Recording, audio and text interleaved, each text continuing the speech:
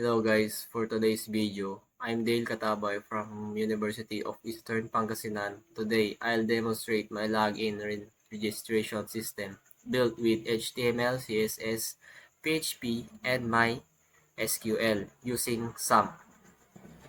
So, let's start guys.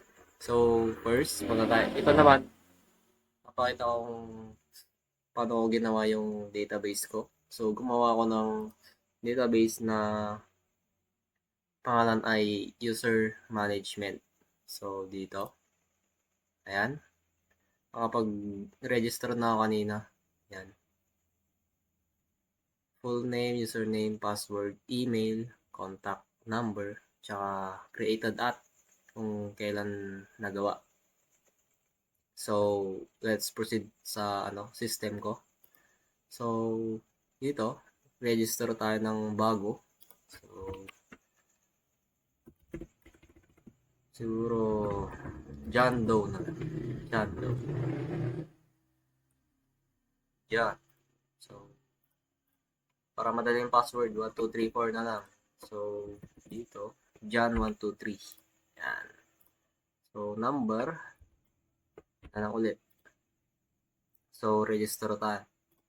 Yan. So, once na tapos na, so, login natin kasi registration successful na. Login. So, dito tayo sa login naman. Nalagin natin yung bagong account na ginawa natin. So, John. Then, 1, 2, 3, 4. Then, login. So, yun. Successful login. Yeah. Ayan. You are successfully logged in. So, let's log out. So, proceed naman tayo ngayon sa, kunwari, wrong password. Ayan. John, 1, 2, 3, 4, 5. Ayan. So, next naman na papakita ko sa inyo yung mga code na ginawa ko.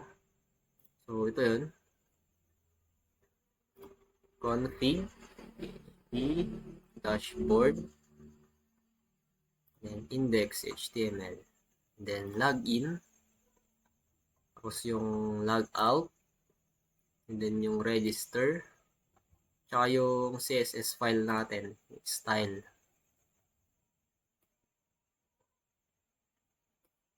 So, yun lang yung demonstration ko. So, thank you for watching guys. Sana nagustuhan niyo yung demonstration ko. Thank you.